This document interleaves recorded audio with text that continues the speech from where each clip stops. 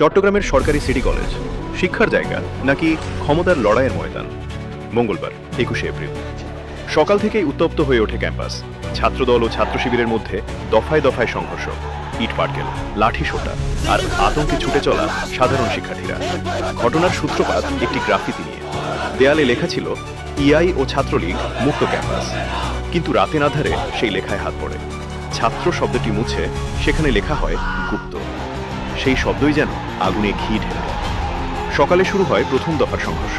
দুই পক্ষ মুখোমুখি, উত্তেজনা, তর্ক, তারপর ধাওয়া পাল্টা ধাওয়া। পুলিশ আসে, পরিস্থিতি সামাল দেয়, কিন্তু শান্তি টেকে না। বিকেল 4টা আবারও বিস্ফোরণ, এইবার আরও তীব্র, আরও সংগঠিত। আমরা আমাদের একজন ভাইয়ের উপর যদি আঘাত আসে 10 জন করে বদলা দিব।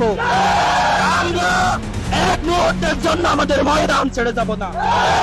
আমাদেরকে যারা হত্যা করতে চায় আমরা বলবো আমরা আগামীকাল কলেজে আসবো। যারা তোমরা দুই পক্ষের হাতে লাঠি সোটা, আকাশ ভরে যায় ইট পাটকেলের শব্দে। ক্যাম্পাস যেন যুদ্ধক্ষেত্র। এরই মাঝে সাধারণ শিক্ষার্থীদের প্রশ্ন, আমাদের দোষটা কি?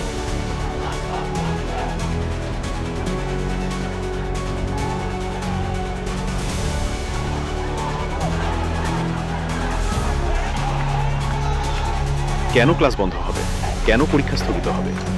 কলেজ কর্তৃপক্ষ বাধ্য হয়ে অভ্যন্তরীণ ক্লাস ও পরীক্ষা স্থগিত করে।